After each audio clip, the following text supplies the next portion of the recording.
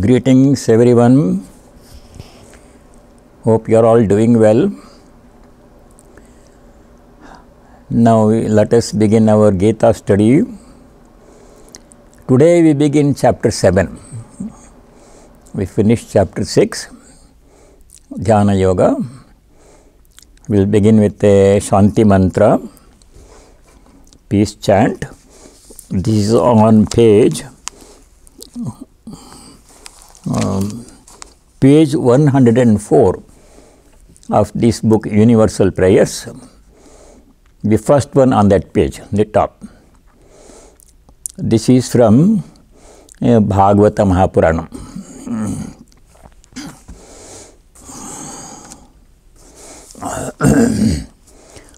Om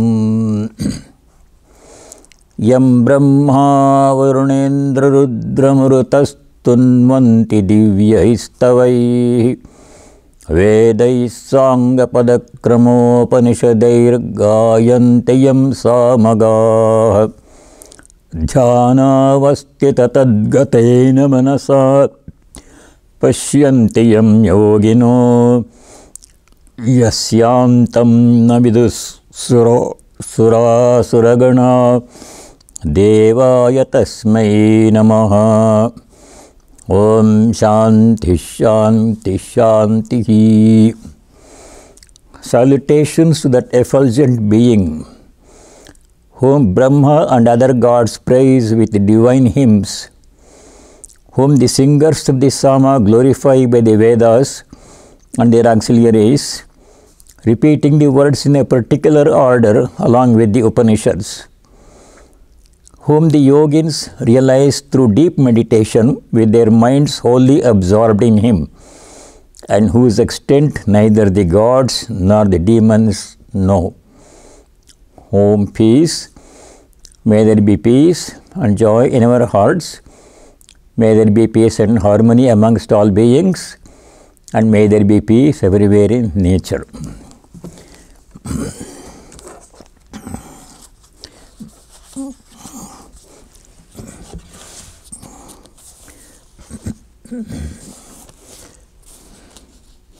In the last verse, shloka of chapter 6, Bhagavan Sri Krishna introduced the topic of devotion to personal God. You will see a difference in the chapters beginning with chapter 7. Up to now, from chapter 2 to 6, it was all about karma, different aspects of karma, karma yoga. Even when he started talking about meditation in the chapter 6, it begins with karma only. First verse in chapter 6, he says, a person who wants to meditate must perform all actions without attachment to the fruits of action. Anasita karma phalam karyam karma karoti yaha. So it is all about karma yoga, detachment and equanimity. Two things, detachment from karma and karma phala, fruits of work, and equanimity in success and failure, and offering all work as offering, as service, as worship. All those things we saw. Now there is a big change in the topic from chapter 7. Chapter 7 onwards, next 5-6 chapters, the topic is about personal God, devotion.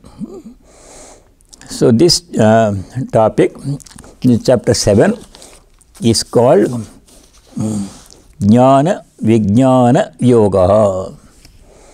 Jnana means knowledge of God, the nature of God. Vijnana means experience. We will understand the difference between Jnana and Vijnana. This topic is, this chapter is on Jnana, is called Jnana Vijnana Yoga. At the outset, before we begin the chapter 7, I want to say one thing. God cannot be known because it is he or she or it is not an object to be known. It is our very self. It is the knower. It's not something outside of us, different from us, so that we can know it. God is our very self, our Antaratma, innermost self. Truly we are healed. That's what the Upanishad says, Jnana Yoga says. We are that ultimate reality. But that is covered with this body-mind personality, which is obstructing that view.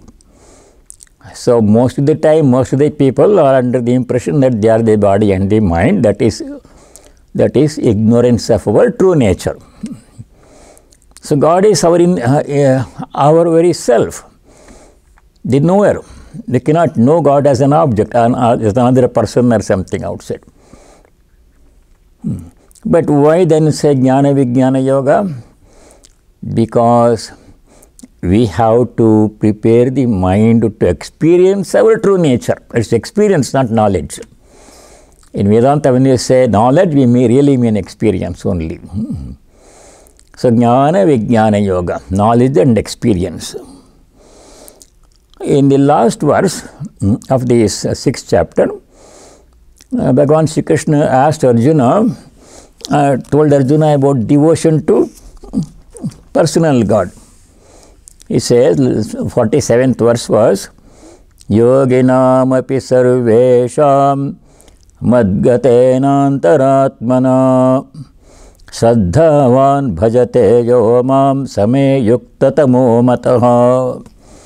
Even among the yogis who practice various kinds of yoga, practice meditation, even among them, that person who with full faith, Shraddhavan, mam bhajate, worships me as the innermost self, Antaratman, not as an outside object, as the very self. A person who worships God in thinking that he is his very self, such a person, same yukta tamo mataha, him I deem the most integrated. So devotion to personal God. And that topic is will continue in the next few chapters, 7 onwards. There is not that much about Karma Yoga hereafter. Karma Yoga all up to chapter 6, chapter 2 to 6, very important. Preparation. Karma Yoga means preparation for knowledge and devotion. So let us begin the 7th chapter. Shri Bhagavan Vacha Maya Saktamana Partha Yogam Yunjan Madashraya Asamshayam Samagram Mam Yatha Jnasyasi Tachrunu. A translation: with mind set on me and dependent on me and performing yoga, O Arjuna, hear how you will know me wholly without any doubt whatsoever. So two things are there to know God. Mayi asaktamanaha. One must be deeply interested to know God. Must be restless for God. Without knowing God, life does not seem meaningful at all. Maya asaktamanaha, one whose mind is fully dedicated, interested, committed to know me, God, know God. Yogam yunjan, practicing yoga.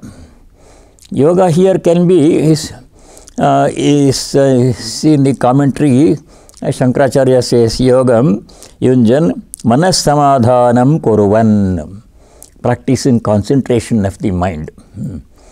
Because the previous chapter was on meditation, concentration.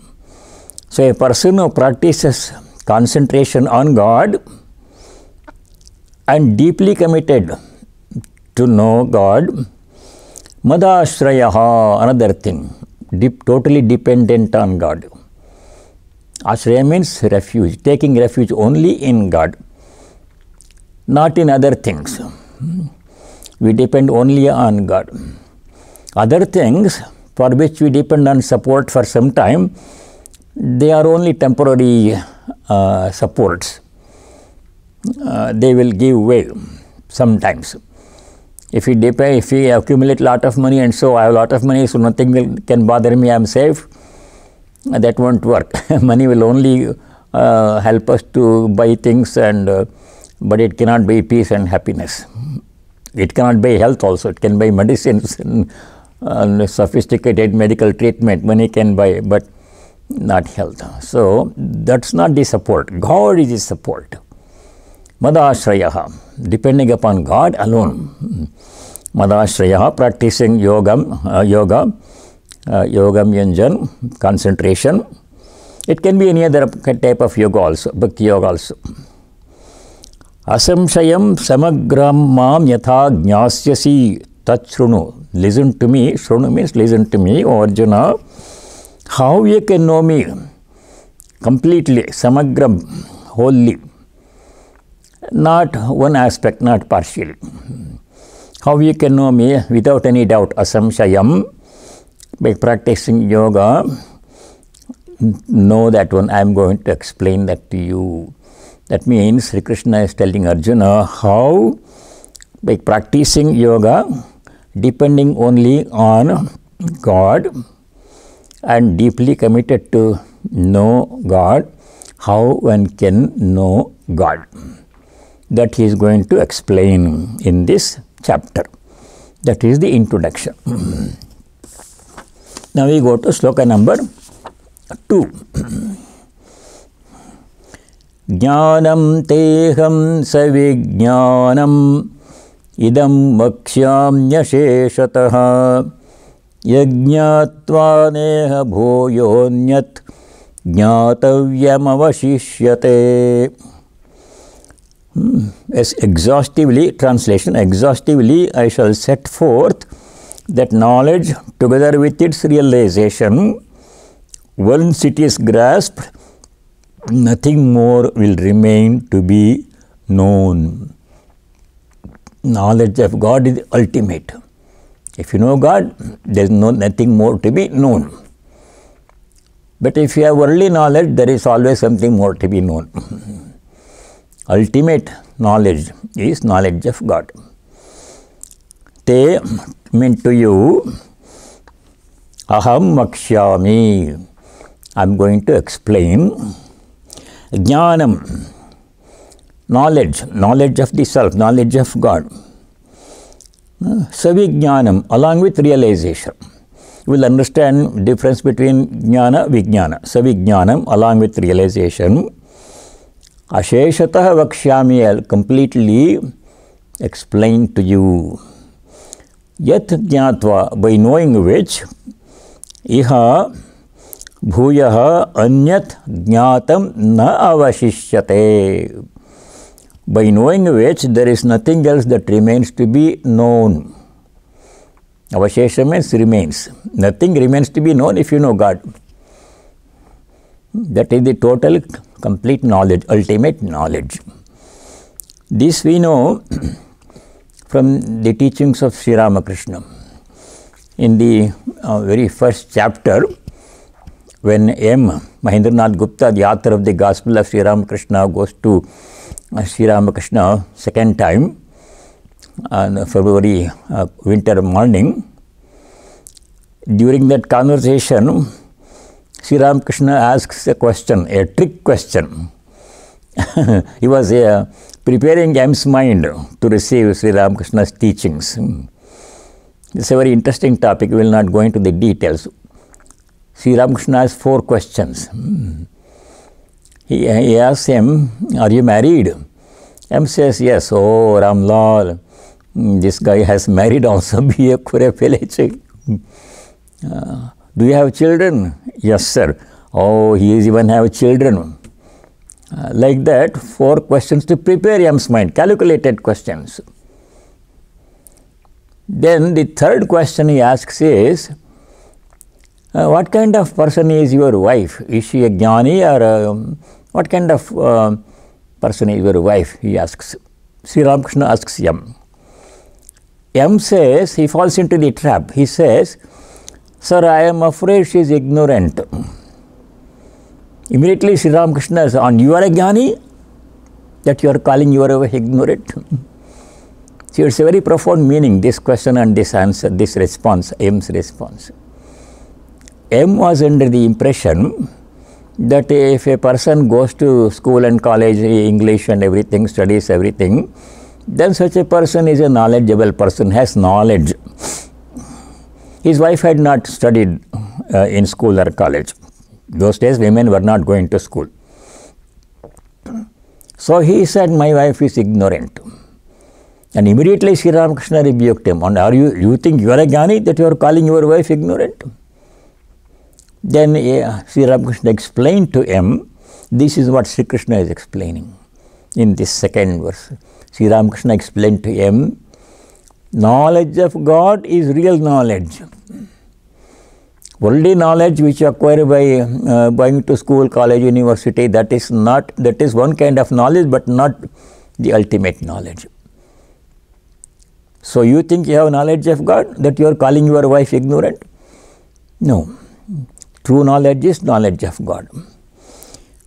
This is in the Upanishads. There are two kinds of knowledge are spoken about in the Mundaka Upanishad. Mundaka Upanishad begins with a very interesting question. The student asks the teacher, Kasmin bhagavo vijñāte sarvamidam vijñātam bhavati. Sir, a student is asking teacher, what is that knowledge by knowing which everything becomes known? That means the key to the storehouse of knowledge. What is that? By knowing which everything is known. Kasminna bhagavo vijñāte sarvamidam vijñātam bhavati. That's how the question begins, big Upanishad begins. Then the teacher explains, there are two kinds of knowledge. Dve vidye veditavye parachaiva aparacha. Teacher says two kinds of knowledge are there. Paravidya and aparavidya. Aparavidya is all the familiar branches of knowledge, beginning from A to Z. Astronomy, anatomy, all those things, biology, chemistry, all those subjects, physics, mathematics, grammar, logic, linguistics, technology, science, engineering, everything all the way until zoology. Whatever we study in academic institutions, all that knowledge falls into one category called aparavidya. Apara means a secondary knowledge of the world, knowledge of outside objects. It's not bad, it's not inferior, it is necessary, but it's knowledge of outside objects. In all of these branches we study objects outside of us. Chemistry, physics, we study all the materials and their properties and all those things. In botany we study the nature of plants. In zoology we study animals. In psychology we study the human mind. In medical sciences we study the human body and its diseases and treatment. Like all these are outside objects we are studying. This kind of knowledge where we study outside objects and we are separate, we are the learners, we are the knowers. That is called aparavidya. It's necessary. But that is not all. Para chaiva paracha. Paravidya is there. Paravidya means knowledge of the self. Knowledge of who I am, my true nature. That is true knowledge. It's called paravidya. It is defined in the Upanishads as para yaya tadaksharam adhigamyate. Paravidya is that branch of knowledge by which that imperishable Brahman, supreme reality, is known, which is our true nature. It is not separate from us. That self-knowledge, Atma-jnana, that is paravidya. That is true knowledge. That is what Sri Ramakrishna was explaining to M in their meeting. So this is what Sri Krishna is telling here. Second verse, Jnanam savijnanam asheshatah te aham vakshyami. To you I shall explain completely knowledge and realization, experience. And this Paravidya is something that cannot be known as Aparavidya can be known. I can study some object, but I cannot study my own self. The self is in nowhere. And it is not possible to explain that nature of self in words or even in thoughts. In the scriptures, in the Taittiriya Upanishad, there is a famous sentence which says, Yato vacho nivartante aprapya manasa saha. Vak, manas, speech and mind, they both tried to understand the self, Atman. They could not. They came back, failed in their mission to understand. That means we cannot think God as being such and such, not in thoughts. And you cannot express God, nature of God in words. Manovacham agocharam. In the evening Arati, Khandanama Vandana, which we chant, all the Ramakrishna mission centers all over the world, they chant in the evening. There comes this sentence, Namo Namo Prabhu Vakyamanatita Manavachanaikadhar. Namo Namo Prabhu, O Lord, salutations to you, salutations to you. Vakyamanatitaha. Atita means transcending Vakya, speech and mind. We cannot conceptualize, think about God as being such and such, anirudeshyam, and we, much less can we express the nature of God in words, Vakyamanatitaha. Yet, Manavachanaika Adhara. Adhara means support, which the power which supports Mana and Vachana, mind and speech. In fact, everything. It's God's power that supports everything that happens in the universe. It's God's power that makes enables the sun to shine. It's God's power that enables people to do all kinds of things. It's God's power that enables plants to grow and the earth to rotate and animals to live. Everything happens by the power of God. That's in the Upanishads. It's only by the power of God that all these things happen. That will come later. We'll go back to that topic later. So that is true knowledge. Knowledge of God is true knowledge. Yajñātva, by knowing which, iha, here, anyat jnātavyam na avashishyate. There is nothing else that remains to be known. That's complete knowledge, knowledge of self. So far, Bhagavan Sri Krishna is glorifying the self-knowledge, knowledge of the self, supreme knowledge. And before we go to the next sloka, let us understand the difference between jnana and vijnana as explained by Sri Ramakrishna.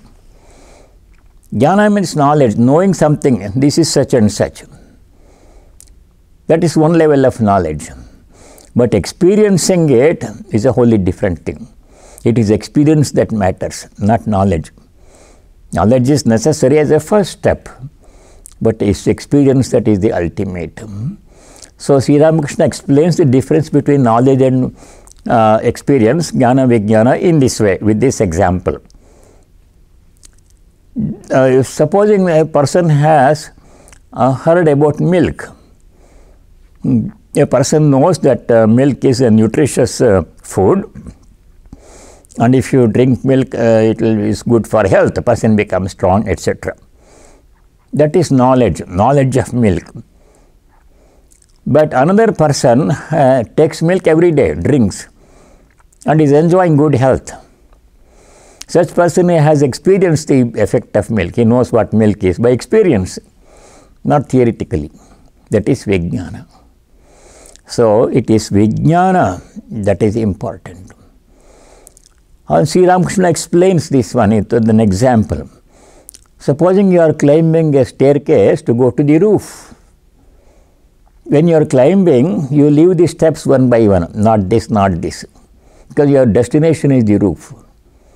When you reach the roof, after climbing all the stairs, you will realize that the roof is made of the same material as the steps, namely bricks and mortar and cement and all those things. There is no difference. So during the stage of sadhana, a jnani following the path of jnana says, not this, this world is names and forms is not real, it is only illusory, Brahman alone is real. Like that he takes that position. But when he experiences one's divine nature as oneself as Brahman, then he says the whole universe is Brahman. There is nothing else. Sarvam Kalavedam Brahma, this whole universe Brahman becomes the experience. That is the difference between Jnana and Vijnana. Now we go to the sloka number 3. It's a little bit different topic. Number 3. Manushyanam sahasreshu kaschid yatati siddhaye yatatamapi siddhanam kaschin mam vetti tattvataha. Just one man or person among thousands strives to win it. That means self-knowledge or devotion. Among those who know and strive, only one comes to know me in truth. Rare it is to find a true seeker of God.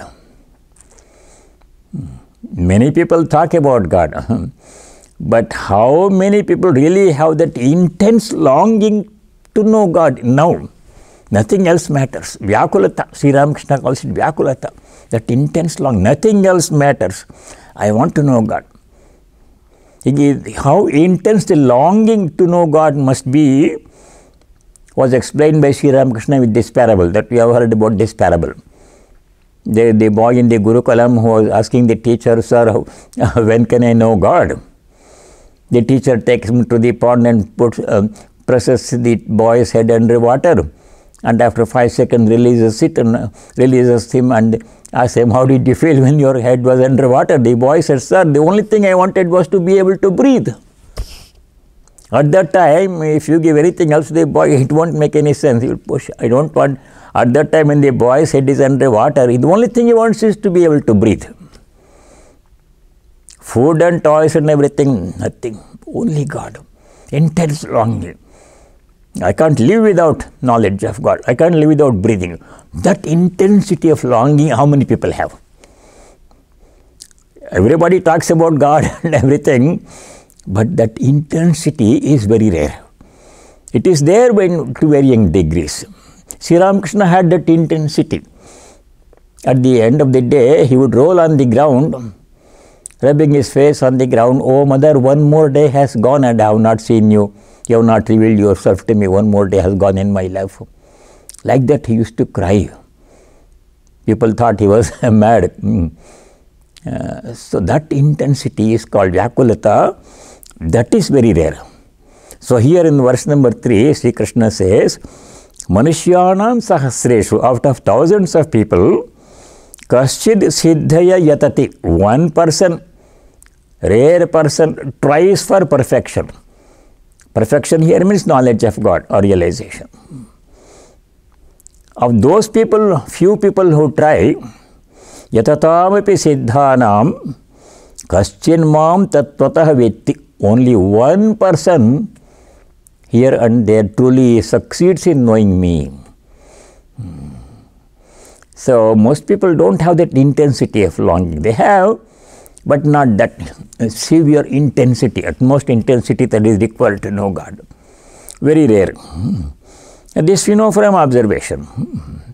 People go to temple every Saturday and have darshan, do Ashtotara Puja, take prasad, and sometimes they do some chanting Vishnu Sahasranama or something.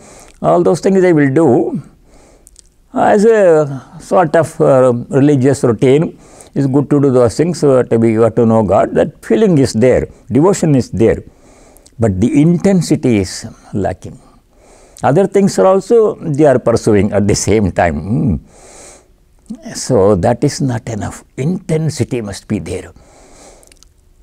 So in the Viveka Chudamani, Shankaracharya has described 3 categories of people. 3 kinds of people are there, depending upon their knowledge of who they are. Most people are under the impression that they are the body and the mind. That is the common thing. Everybody thinks that they are the body and the mind. So he explains in a nice verse in Viveka Chudamani, Dehohamityeva jadasya buddhihi dehe cha jive vidushastvagam dhihi viveka vijnanavato mahatmano brahmahamityeva matisadatmani. Dehaha ahamiti jadasya buddhihi. Jada means a person who does not have the habit of thinking deeply.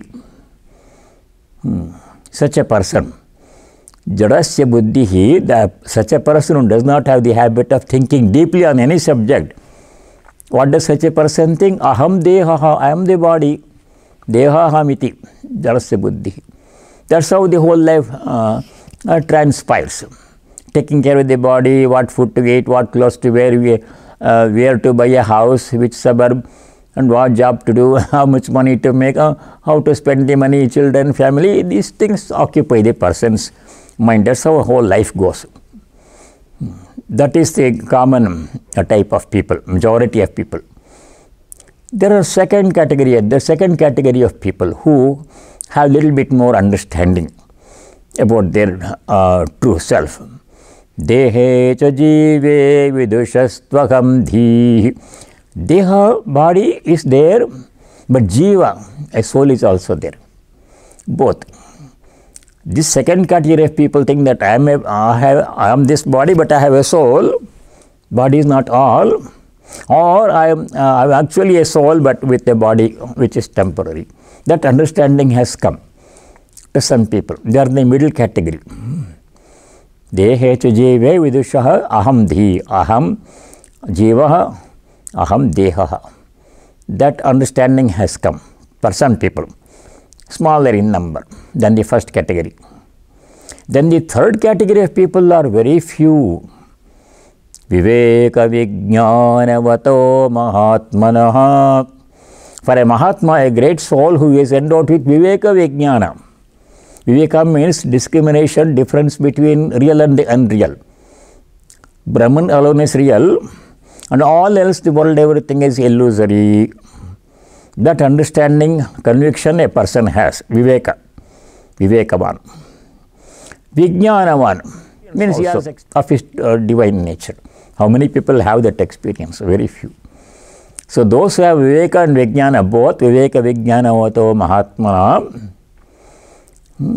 Brahmahamityeva matisadatmani sada aham brahma iti matihi. Always that person knows I am Brahman.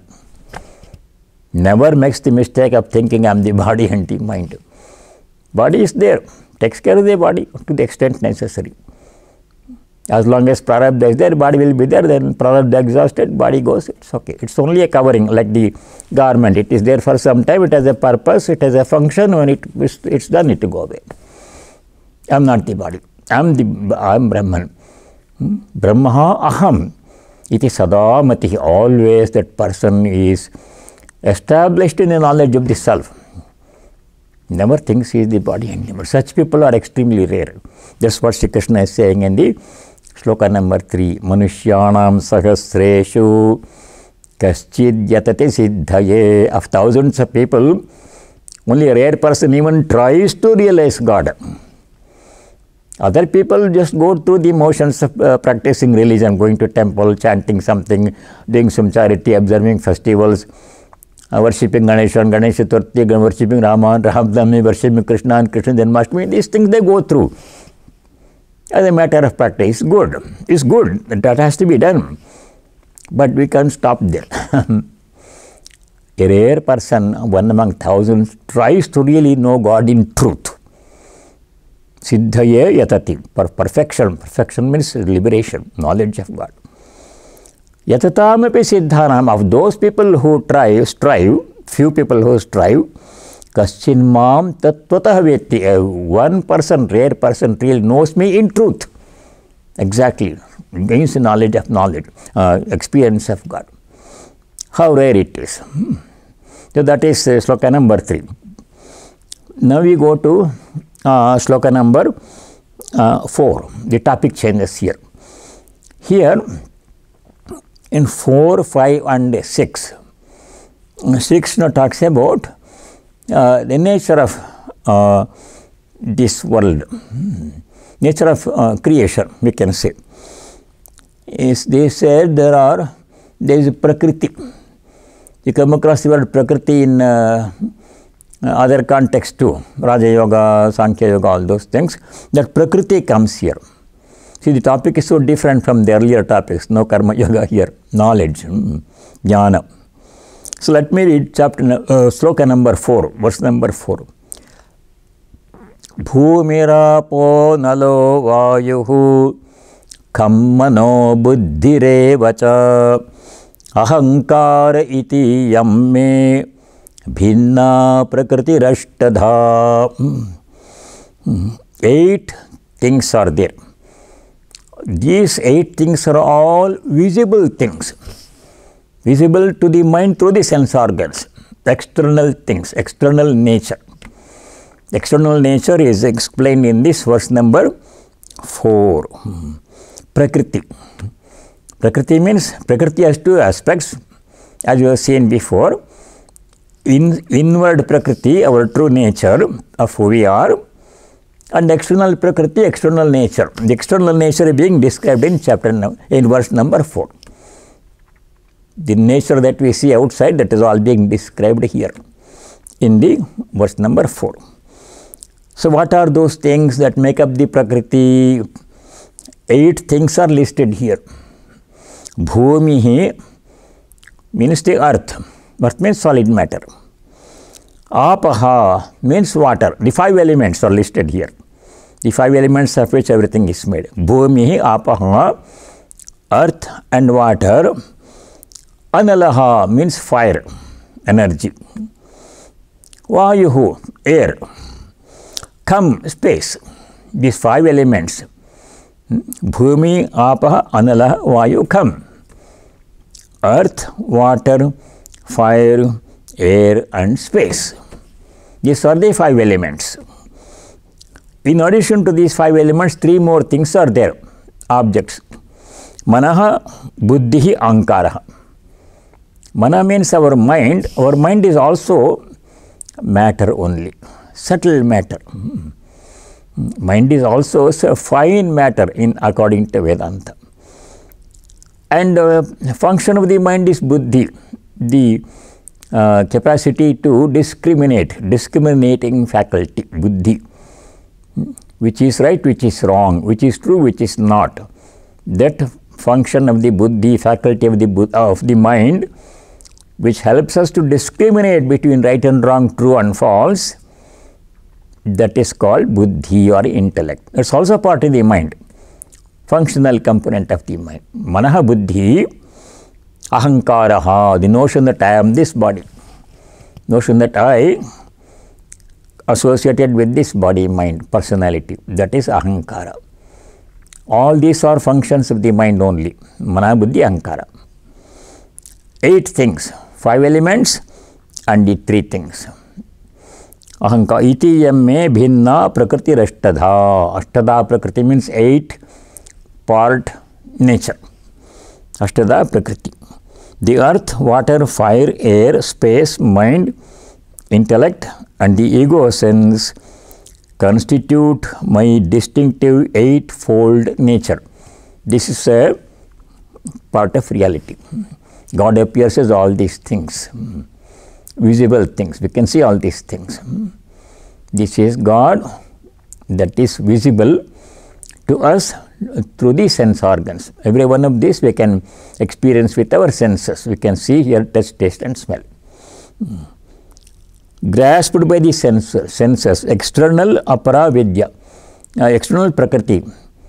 And knowledge of all these things is called apara vidya. Knowledge of all these 5 elements and things made of the 5 elements, mind, everything, that knowledge is called, as we saw before, apara vidya, knowledge of the world. External knowledge of external things. Now we go to the second aspect of existence, that is in verse number 5. That does not exhaust everything. These 8 things don't exhaust everything. There is something else which is very crucial, that's being explained in verse number 5. What is called paravidya. Apareyamitastvanyam prakritim vidhi me param jivabhota mahabaho yayedam dharyate jagat. This is the lower nature. The 8 things that were described in verse number 4, that is one part of nature, external lower nature. But my higher nature, know to be other than that one. There is a different aspect of nature, a second aspect of nature. That constitutes, O Arjuna, the living being by which this world is upheld. The consciousness part is there. These 8 things that we saw listed in verse number 4, they are more or less material in nature, matter, but that is not enough. They all function only because of the presence of a second aspect of nature, prakriti, called my inner prakriti. That prakritim vidhim para prakriti. First line, apareyamitastvanyam anyam prakritim vidhi me param prakritim vidhi. Know my true nature, my inner nature, supreme nature. Jiva bhotam, that which sustains the whole universe, which provides the life principle. Otherwise, it's only matter. What distinguishes between matter and a sentient and insentient being is the existence of this consciousness. That is the second aspect of prakriti, para prakriti. Mahabaho yaya, by which idam jagat dharyate, this whole world is supported. The whole world functions because of the presence of the divine consciousness in everything. That comes in several Upanishads. We have seen that one famous verse, that everything in this universe functions because of the divine power present in everything. Tasya bhasa sarvamidam me bhati, very famous sentence, comes in Katha Upanishad, Mandukya Upanishad, Shvetashvatara Upanishad, other places. That verse is na tatra suryo bhati na chandra tarakam nema vidyuto bhati kuto yamagnihi tameva bhantam anubhati sarvam tasya bhasa sarvamidam vibhati. Tasya bhasa, by his effulgence, Supreme Reality Brahman, by his effulgence, idam sarvam vibhati, this whole universe shines. That is the conscious principle in everything. Otherwise, nothing will function without it. That's why he calls it Jiva Bhutam. The second line of verse number 5. Yaya, by which idam jagat dharyate, this whole universe is sustained, upheld, functions. So there are 2 aspects of prakriti, the material aspect and the consciousness aspect. Apara prakriti, para prakriti. That's how he explains existence. So now we go to verse number 6.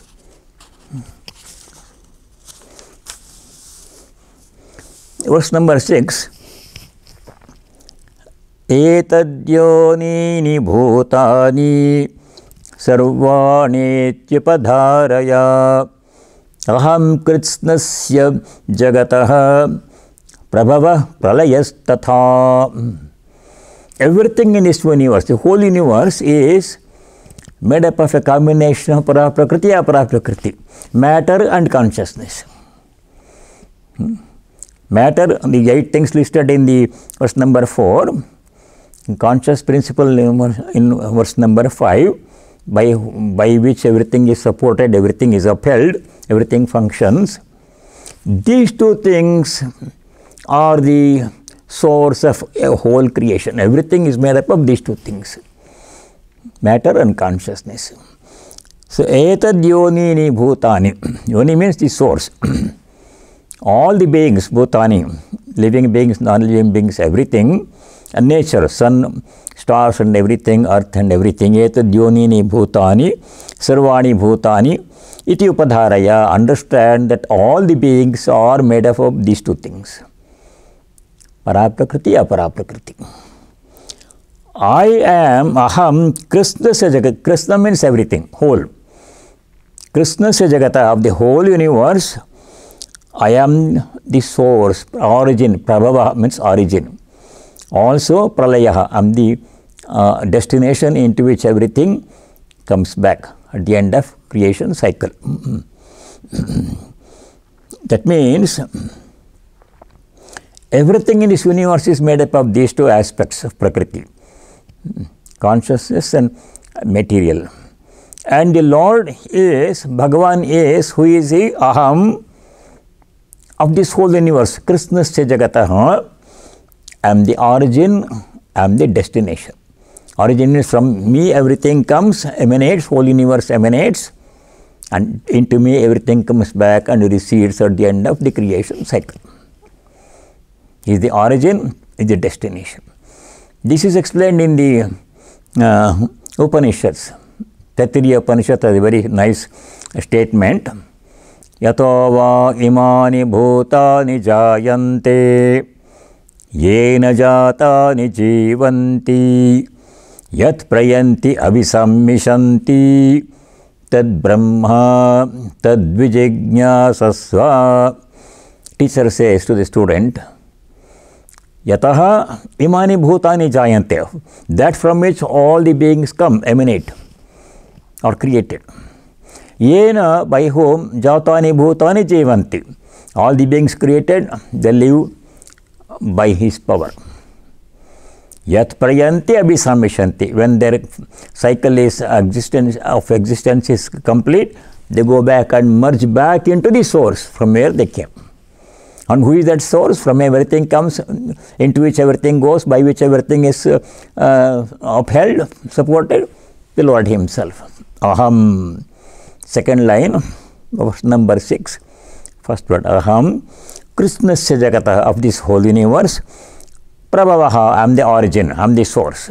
Everything comes from the Lord. Pralayaha. Pralaya means everything, when they end, they go back and merge into the Lord. That is the nature of the self. He was explaining in the beginning, I am going to tell you the nature of God, Jnana Vijnana. This is all description of the Lord. He is the source of everything. From Him everything comes. By Him everything is sustained, everything functions by His power. And unto Him everything goes back and merges at the end of creation. That is the Lord.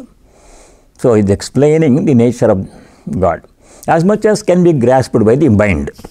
But eventually you have to experience. This is all theoretical knowledge. Just the beginning only. True knowledge means experience, Vijnanam. So let us stop here. And if you have questions on chapter 6 or 7 so far, please let me know. And I shall try to explain as much as I can. So let us close with a Shanti mantra. Om Sarve Bhavantu Sukhinah, Sarve Santu Niramayah, Sarve Bhadrani Pashyantu, Ma Kaschid Dukkha Bhag Bhavet. Om Shanti Shanti Shanti. Om, may all be happy. May all be free from diseases and other problems. May all understand and practice what is right, noble and auspicious. May no one be subject to misery and suffering. May there be peace in our hearts, Adhyatmika Shanti. May there be harmony amongst all beings, Adi Bhautika Shanti. May there be peace everywhere in nature, Adi Daivika Shanti. Harihi Om Tat Sat. Sarvam Sri Ramakrishna Arpanamastu. Thank you all of you stay well and see you next week. Thank you.